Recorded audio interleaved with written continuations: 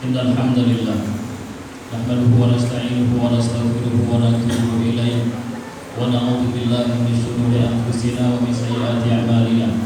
May yahdihillahu fala mudilla lahu wa man fala hadiya lahu. Asyhadu an la ilaha illallah wahdahu la syarika lahu wa asyhadu anna Muhammadan 'abduhu wa rasuluhu la nabiyya ba'dahu. Radina billahi rabba wa bil islami dina wa bi Muhammadin nabiyyan wa rasulan. Allahumma salli wa sallim wa barik ala hadha nabiyyil karim wa ala alihi wa sahbihi rasulillahi ajma'in, amma ba'd. Fa ya ibadallah ittaqullah haqqa tuqatih wa la tamutunna illa wa antum muslimun. Wa qala Allah ta'ala fi kitabihil karim, a'udzu billahi minasy syaithanir rajim, bismillahirrahmanirrahim. Ya ayyuhalladzina amanu taqullaha haqqa tuqatih wa la tamutunna illa wa antum muslimun.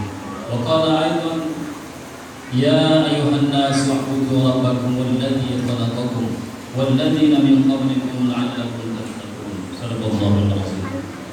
Hadirin kaum muslimin, jemaah Jumat bagi Allah Subhanahu wa taala.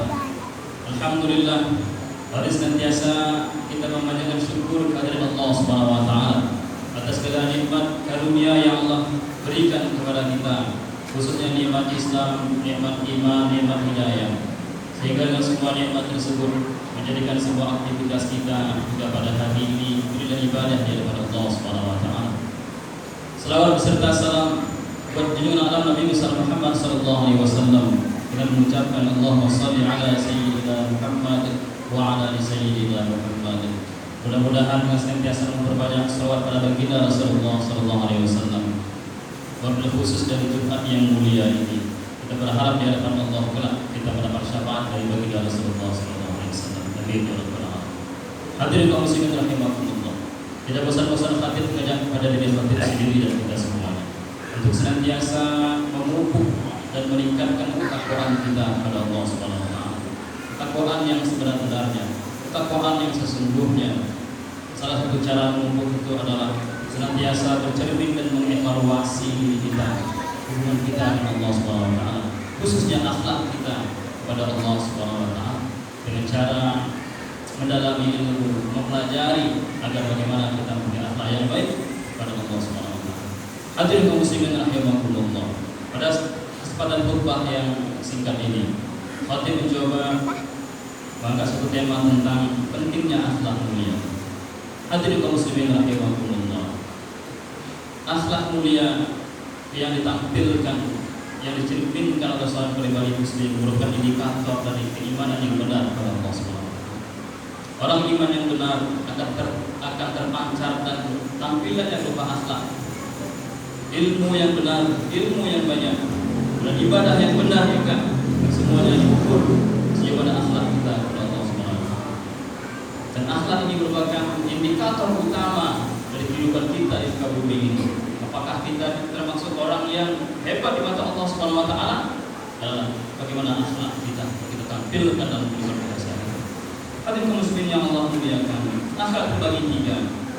Akhlak kita kepada Allah Subhanahu wa taala, akhlak kita kepada diri kita sendiri, dan akhlak kita kepada lingkungan di luar kita, pada lingkungan kita, pada alam dan juga kepada masyarakat di sekitar kita. Hadirin kaum muslimin yang Allah muliakan, begitu pentingnya akhlak ini. Bahkan baginda Rasulullah SAW telah mencontohkan bagaimana pribadi beliau yang sesungguhnya. Allah firmankan dalam surah Al-Qalam, a'udzubillahi minasyaitonir rajim, wa innaka la'ala khuluqin 'adzim. Dan sesungguhnya engkau benar-benar berbudi pekerti yang tinggi. Hadirin muslimin yang Allah muliakan, bahkan baginda Rasulullah SAW juga menjelaskan kepada kita bahwa innama bu'ithtu liutammima makarimal akhlaq. Sesungguhnya aku diutus tidak lain hanyalah untuk menyempurnakan akhlak mulia. Itu pentingnya posisi akhlak dalam kehidupan kita.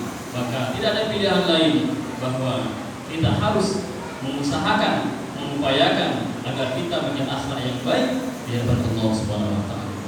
Hadirin kaum muslimin yang Allah muliakan, ketika kita menyaksikan kondisi umat pada hari ini, bagaimana kondisi masyarakat kita, remaja kita, pemuda kita, perempuan, laki-laki, dewasa dan berbagai macam level usia pada hari ini, dan kita menyaksikan berbagai macam perbuatan-perbuatan yang negatif, yang jauh dari nilai dan ajaran Islam. yang dicontohkan oleh baginda Rasulullah SAW. Itu semua berawal dari ilmu dan pemahaman mereka terhadap agama. Maka kita dituntut untuk memiliki ilmu, menuntut ilmu agar bagaimana beriman yang benar, agar bagaimana beribadah yang benar, agar bagaimana hubungan Allah yang benar, hubungan dengan manusia dan hubungan akhlak kita dalam diri kita sendiri. Hadirin muslimin yang Allah muliakan, seseorang pernah bertanya kepada Imam Syafi'i perihal bagaimana besarnya keinginan Imam Syafi'i dalam belajar dan memahami adab atau akhlak. Maka beliau menjawab, asma'u bil harfi min bima lam asma'hu fatawaddu aqsari anna laha asma'an tatana'amu bih. Ketika aku mendengar satu huruf saja tentang adab yang belum pernah aku dengar sebelumnya, maka aku rasakan seluruh anggota tubuhku menginginkan untuk mempunyai pendengaran sehingga mereka mendengarkan dan mendapatkan nikmatnya adab. Kata Imam Syafi'i. Jadi ketika beliau mendengar satu ilmu tentang adab, maka seluruh anggota tubuhnya ingin mendengar bahwa apa ilmu yang diajarkan tentang adab. Itu nikmat yang mendapatkan adab. Kemudian Imam Syafi'i ditanya lagi, bagaimana besar keinginanmu untuk mempelajari adab? Maka beliau menjawab, talabul mar'ati mudillati waladaha wa laysa laha ghairu. Seperti seorang ibu yang sedang mencari putra satu-satunya yang hilang. Ketika ditanya bagaimana besar keinginannya untuk belajar adab, untuk belajar akhlak, seperti seorang ibu yang sedang mencari putra satu-satunya yang hilang.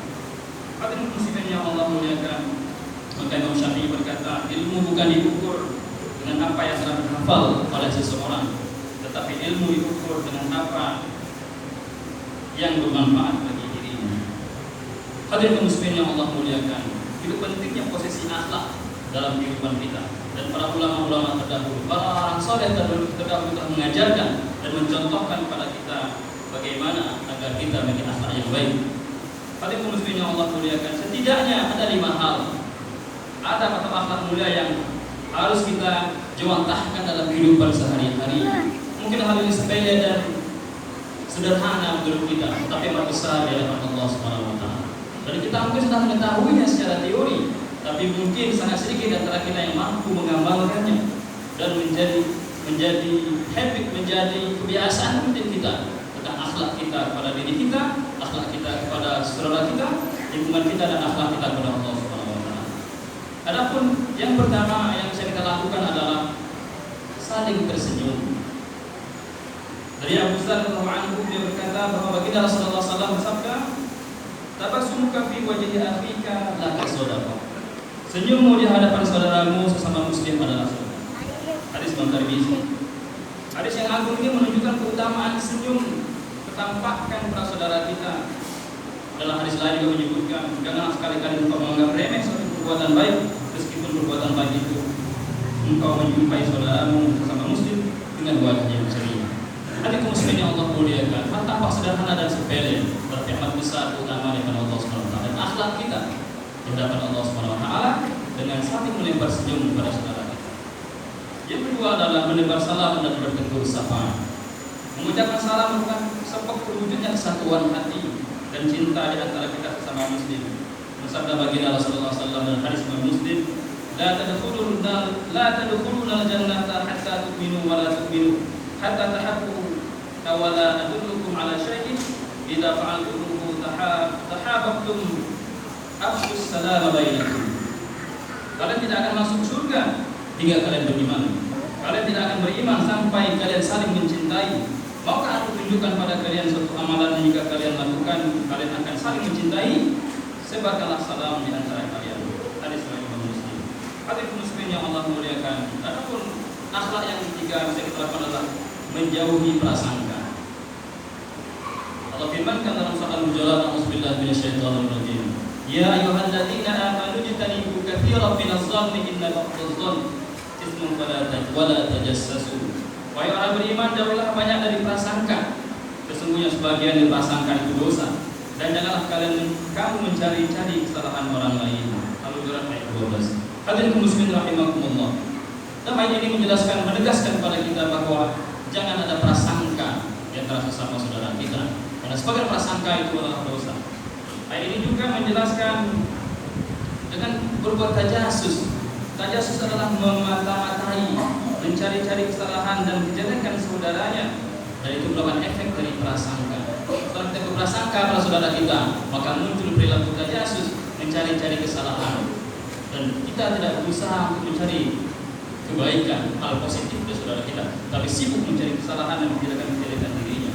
Hati kaum muslimin yang Allah muliakan, bersabda baginda Rasulullah SAW, jauhilah prasangka, sebab prasangka itu adalah ucapan yang paling dusta.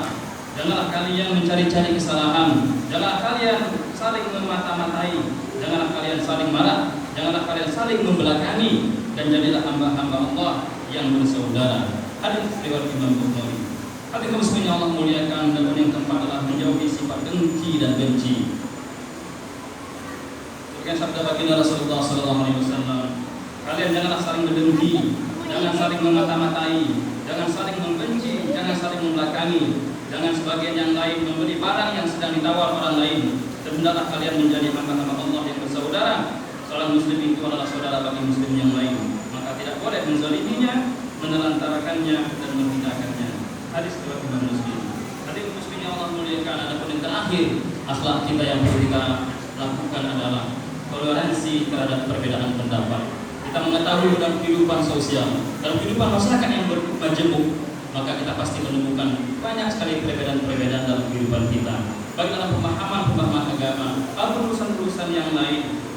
Maka sebenarnya itu adalah sunnah yang akan ada sampai akhir zaman. Tetapi bagaimana pentingnya kita untuk mentoleransi perbedaan-perbedaan itu selagi tidak melanggar prinsip aturan hidup beragama kepada Allah Subhanahu wa taala. Imam Syafi'i pernah bermasalah dengan saudaranya atas perguruannya, atau terkenal dengan Yunus As-Salafi yang terkenal dengan nama Abu Musa. Ya Abu Musa, ala yastaqimu an nakuna ikhwanan wa in lam tattafif fi masalah. Wahai Abu Musa, bukankah kita tetap bersaudara sekalipun kita tidak bersepakat dalam suatu masalah? Perbedaan itu biasa, tetapi jangan sampai merusak ukhuwah Islamiyah di antara kita. Tetapi hari ini banyak persoalan-persoalan yang sederhana, bukan persoalan prinsip dalam ibadah kepada Allah Subhanahu wa taala, urusan cabang, urusan furu'iyah, tetapi banyak menghancurkan kewajiban kita selaku saudara sesama muslim, tidak bertegur sapa, tidak saling senyum, tidak saling bantu. Padahal kewajiban utama kita adalah menjaga ukhuwah Islamiyah di antara kita. Hadirin kaum muslimin yang Allah muliakan, mudah-mudahan 5 aspek atau unsur yang bisa kita lakukan dalam kehidupan sehari-hari dalam menjaga agar akhlak kita mulia di hadapan Allah Subhanahu wa taala. Karena tidak ada gunanya kita merasa kita paling pintar secara akademik, tidak ada gunanya kita paling merasa paling banyak gelarnya atau paling tinggi status sosialnya, tetapi akhlaknya buruk, maka sesungguhnya itu tidak ada apa-apanya di hadapan Allah Subhanahu wa taala. Maka indikator benarnya keimanan kita, benarnya ibadah kita, benarnya hubungan kita dengan Allah Subhanahu wa taala itu akan tercermin dari akhlak yang baik, akhlak kita pada diri kita, akhlak kita pada masyarakat kita, tentunya akhlak kita kepada Allah Subhanahu wa taala. Mudah-mudahan Allah beri hidayah kepada kita untuk mampu memperbaiki diri di sisa usia yang tersisa ini agar kelak kita mati dalam kondisi husnul khatimah. Amin ya rabbal alamin. Fa'tabiru ya ulil absar la'allakum turhamun. Allah